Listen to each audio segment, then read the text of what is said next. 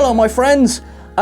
Some of you will be wondering why I'm stood before you dressed like this. I'm sure others of you probably know exactly where this is going. In the citation observations for the episode The Elysian Kingdom of Star Trek Strange New Worlds, I made a fairly large boo-boo in that I made a little bit of an oversight. Now, anyone who asks me, Sean, what's your favourite Star Trek series? Normally I'm shouting the words Deep Space Nine at them before they get a chance to finish the question. So you can imagine how red my face went yesterday when I missed the fact that the book the entire fantasy is based on was written by Benny Russell. Benny Russell is, of course, the alter ego, if you like, of Benjamin Sisko. Benny Russell was the writer in the 1950s in the episode Far Beyond the Stars. Now, Far Beyond the Stars is, of course, one of the greatest episodes of Star Trek ever written. He would return again in the episode Shadows and Symbols, and there was this tiny little chance that Ira Stephen Bear was going to end the entirety of Star Trek Deep Space Nine by revealing that it was indeed all a dream in Benny Russell's head. The producer stepped in to be like, could you not make Star Trek a dream of your character? Thanks a bunch. But yes, bringing him back as the writer of this book, it was apparently easy to miss. What a lovely little way of just tying this together. The Elysian Kingdom and Far Beyond the Stars, while themselves are not similar episodes, there is this idea of, our regular actors playing different characters. So that for me is a massive up, which has now been retroactively added to the ups and downs for this episode. And my sincere apologies to everyone who pointed out ever so politely, and in fairness, it has been polite. I do actually read the comments. You're wonderful. Thank you so much. And remember to ask yourself, are you the dreamer or the dream?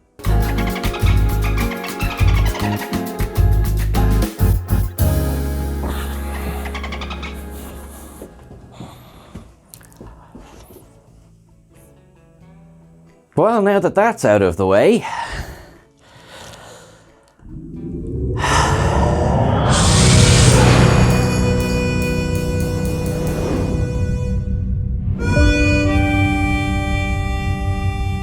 now, don't you worry your pretty heads, I did not come off worse against a Gorn, but several people in this episode did. So, what did we think of it this week? I am gonna do the usual. I'm jumping straight into an up, which is, of course, Spock's apron.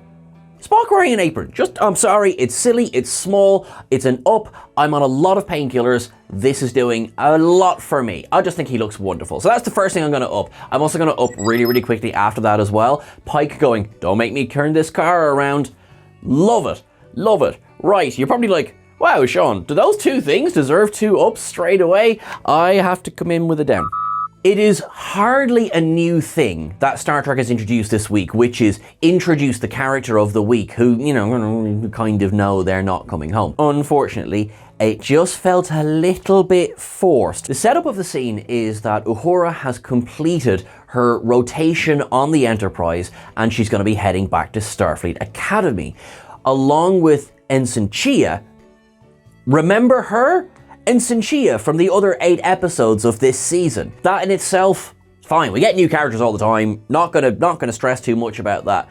But also, Ensign Duke, who is going to be a lieutenant now. And it's been like, the only thing missing from this scene was a picture of the boat called the Live Forever and a statement of one of them going, I only got 1 day left to retirement. Because they may not have been wearing red, my friends, but they were basically wearing red.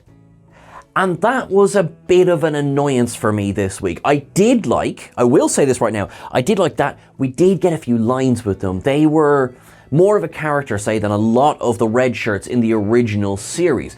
But I just felt it was so telegraphed.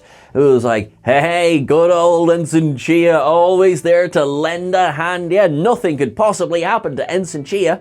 One thing that also confused me, just really, really quickly, Lieutenant Duke has just earned his lieutenant's bars. What the heck is he doing ordering Spock around later on? He pulled rank on Spock at one point. Spock's been a lieutenant for a while. Bold Lieutenant Duke. There is an up for the Gorn themselves. We finally get on screen the Gorn and Strange New Worlds interpretation of them. Personally, I really liked it. Pure CGI for this, and of course thankfully the technology is now here that CGI works, Sorry, Enterprise, but the technology just wasn't there yet. And they look really good. They look quite frightening. They look scary. And that is needed for what this episode was supposed to be, which was bloody scary. I don't think it quite hit the levels of horror that the trailers promised, but that is not the end of the world itself, because it was a few different things. It was, it was thriller, there was action, there was horror. I will say that, I will come back to this up now in a second. Did someone kind of give the estate of Dan O'Bannon and Ron Schuss a kind of a heads up that they were going to make Alien this week? Now, I'm not complaining. I love Alien and Aliens, or as it's also known, Strange New Worlds Episode 9. Predator, let's not forget Predator. Which leads me then to the fact that the Gorn basically take on a joint role of both Alien and Predator this week. And it works for me. The word homage is a beautiful word, but, kind of like, there's also the word of borrowing, but that's fine. That's fine, because it was close. It was very close, particularly when the Gorn started coming out of the bodies. But I do feel it was more an homage than anything else. So yes, the Gorn this week. What did I think? Well, the baby's coming out. Unfortunately, that poor alien. Oof. Bad enough with one chest burster. 4? Eee. Then they do at least address the fact that they mature faster in different hosts. Takes longer in Orions, shorter than in other races, like humans, for example. And I do like that, because that, to me, feels like a nod to the Alien series, which is wildly inconsistent with how long gestation takes in a host. I'm actually in the middle of my point here. My Latinum up for this week is the Gorn, because I thought they were bloody scary. There's no communication, which works nicely when it comes to the original series, and they actually felt like a threat. There's no communication, there's no talking to these lizards, there's no kind of understanding or anything like that at this point. They're not mature yet. So even though La'an says, look, they are deadly from the get-go, let's call it an adolescence to their understanding, which again, even though we don't make any attempts to make peace with them in this episode, it would suggest that, yeah, that ain't happening. That ain't happening. The only time we've ever made peace with a Gorn before is, in fact, a mature Gorn. Now, actually, I'm just going to take this moment to cut straight to Canon Watch. Thank you very much, Sean. A very good week to you. At Canon Watch, we are here to identify and address the fact that the Gorn have finally been shown in their less mature state. We know, of course, what they're going to look like as they mature. We shall call it a general stiffening of all of the limbs, which thankfully is going to make them a little bit easier to defeat. Now, what it looks like is that this Gorn, the one that engaged Captain Kirk in Arena, I am told with some authority that he is what is known in the wrestling world as a jobber. I take that means something to some people in this audience. To me, I say, possibly best not to make it to adulthood if you are in fact a Gorn, and the fact that we now know what adolescent Gorn look like and how they reproduce is frankly terrifying. It's all locked in canon. It's gonna happen in the future because it's happening right now. Sean, thanks very much. Back to you. Thanks very much, Sean. Much appreciated. You look very well, as always. So, yes, we've now seen several cycles of the Gorn. We see Gorn babies coming out. They are lethal from the get-go. And in fact, although I did give it down to poor Ensign Shia and Lieutenant Duke, I mean, that's some scary stuff going on there.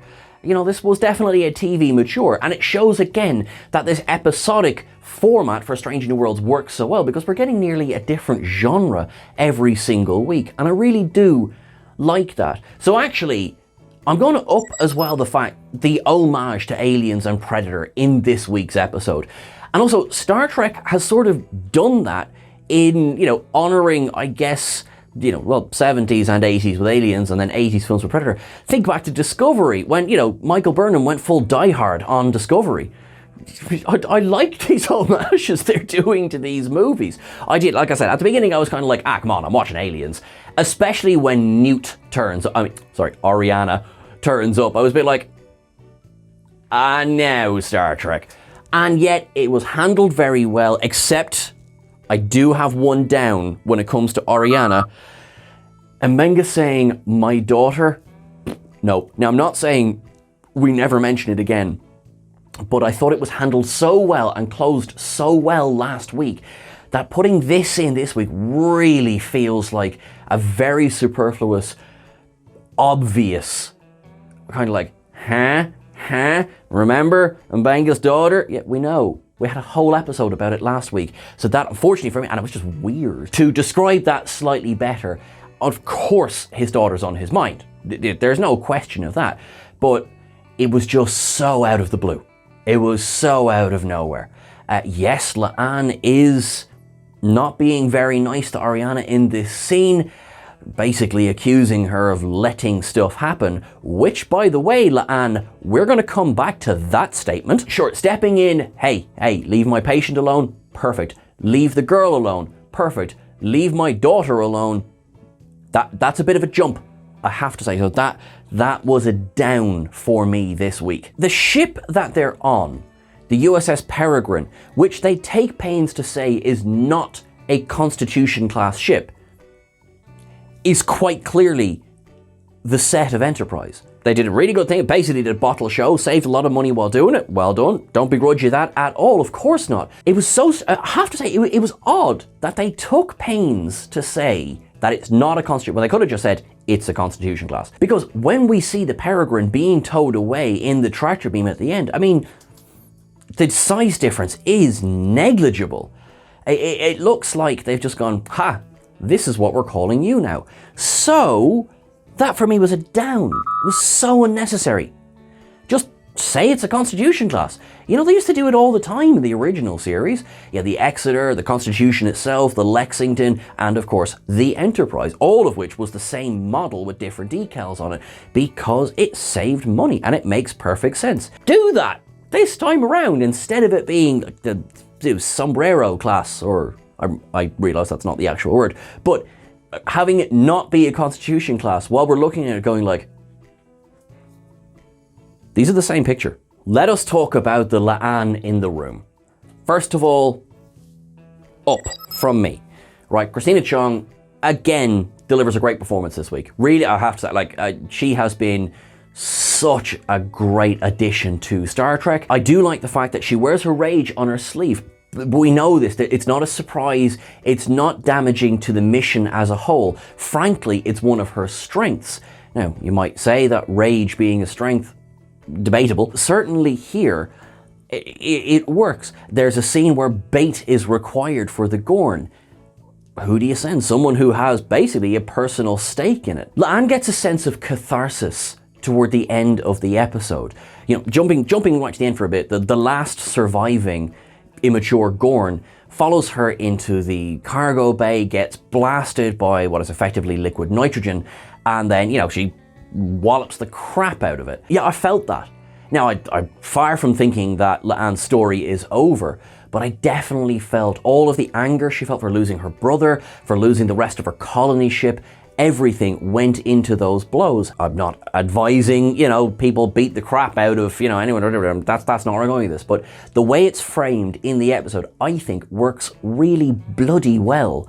I did like, you know, kind of, you know, bait in the cargo bay, and we're hiding in the cargo pods and everything.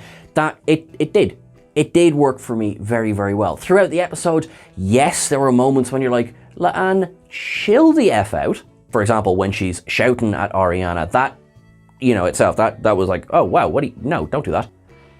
Down for me this week. La'an, you sure waited a while before revealing, oh, that's how the Gorn reproduce.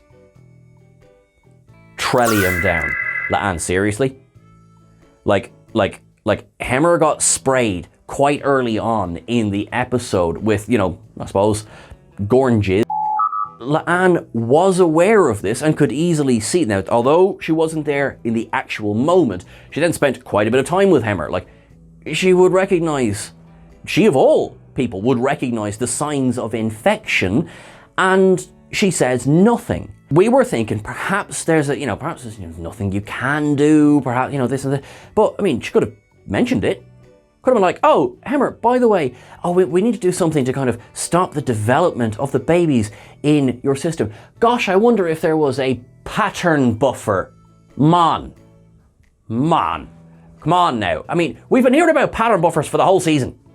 You know, we even got not a name drop, but we even got another reference to, Mbenga's daughter earlier on in the episode. So don't tell me that no one considered sticking Hemmer in the pattern buffer. And when I say no one, I'm sorry, this is La'an. La'an is the one who says that's how they reproduce. The way it was written and delivered suggests to me that La'an was aware of this and said nothing. Oof, that's definitely my Trellium down this week, because that unfortunately does not sit well with me. Even include a line like, I knew, I'm sorry, there's nothing we could have done. Sure, kind of like, but highlight it as opposed to be like, ha, sucks to be you, bro. It's like, oh, wow, okay, right. Thanks, La'an. Love going on an away mission with you. All of that is my one big, massive down with La'an this week. Overall, up. Chrissy Chong was fantastic. So was Bruce Horak. Hemmer, we hardly knew ye. Like, literally, you're not in most of the episodes of this season. Like, we really hardly knew ye. I felt it. Where's the human heart supposed to be? I felt it here, right? Hemmer accepting his fate. What is his purpose? To fix what is broken. Well, he's done that, and he's certainly helped in the journey for La'an being fixed. And so, he goes full, to quote Martin, our editor, goes full Terminator 2. Now, basically, the only thing that's missing is that, the over the background when he kind of lets himself down. It is, I sound like I'm kind of making light of it. It's not. I felt it. But also that, to me, again, is a credit to the show and to the acting that, although Hemmer was not in many episodes, I felt this.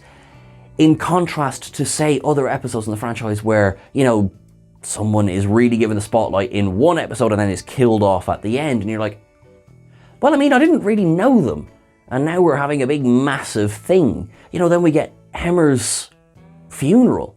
And I will say Hemmer's funeral because down, Chia and Duke died too. You might at least mention their names.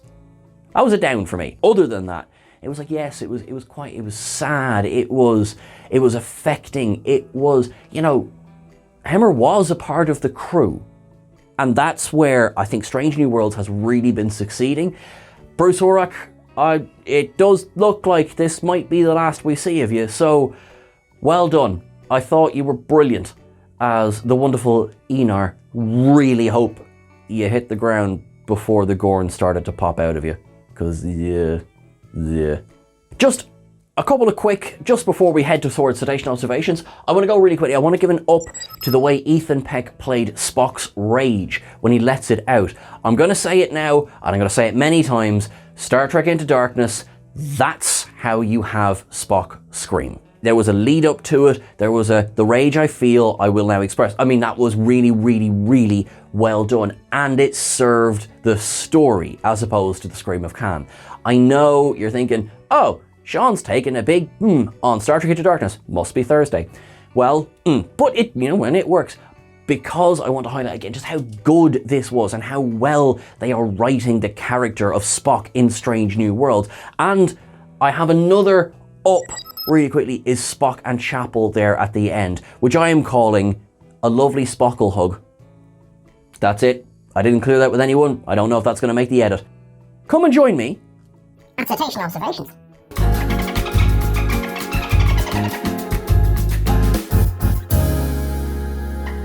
We have a few very nice Easter eggs this week. We start straight away with Space Station K7 getting a shout out. Way, trouble with tribbles. I did a bit of a check, and I will accept if I am incorrect on this one, but I think this is the first time that Uhura is called Nyota on the small screen. Now, I know she was Nyota Uhura in the J.J. Abrams films, but I feel this is the first time that she's been called Nyota on the small screen. I may be incorrect on that one, but I hope I'm not, because that's an up for me. Because that is a huge piece of Star Trek history that has now been confirmed on the small screen. So I hope this doesn't age badly. When Mbenga is walking toward the power grid, he's got one of those cylindrical bags that basically everyone of the 24th century uses for storage. Spock himself says that he follows the teachings of Serac. Of course, Serac being the founder of modern Vulcan society. The fact that they can't detect the Gorn life signs, that actually plays back into Enterprise in A Mirror Darkly. They weren't able to detect the life signs of the Gorn. Nice callback there. I did feel that Spock's inability to control his emotions at the end of the episode was very reminiscent for me of Tuvok in Meld. Again, that these emotions are there, but it's very, very difficult to control them once allowed out. Loved that when Uhura steps onto the bridge, we get the exact sound of the original series playing over there, as in the actual sounds of the computer and everything. I know it's not the first time it's happened in the season, but it was used very well, I thought, in that scene. And I do love, again, that this episode chose to prove that the Enterprise didn't leave space dock without a tractor beam.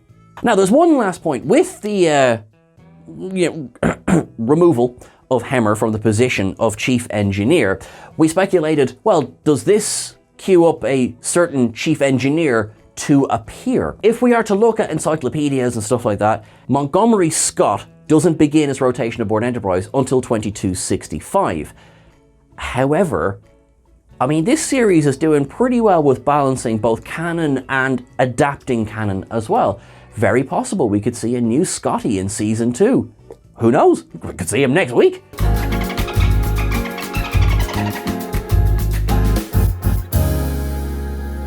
Everyone, thank you very much for joining us this week. Thank you so much as always. Thank you for your likes, your sharing, your subscribing. You are awesome. Remember, you can catch us over on Twitter at Trek Culture. You can catch myself at Sean Ferrick on Twitter and Instagram and TikTok. And yes, if you'd like the full story of the leg, you can catch that on social media. It's a bit silly, you'll have a laugh. If you want to get some of the longer form versions of some of the wonderful interviews that we've managed to do on Trek Culture, don't forget to check out the Clone Star podcast, which you can find on all of the usual podcasters. And again, just go at Clone Star Pod on Twitter as well. Until I see you again, my friends, make sure that you live long and prosper. Make sure that you stay the heck away from the Gorn, because they do not look like they're very friendly. Make sure that, well, frankly, you go somewhere cold, just in case. To my friends in Ukraine, as I say always, be strong. I'm so sorry for what you're going through. Remember that we are with you and all things pass. Everyone, have a wonderful week. Make it so.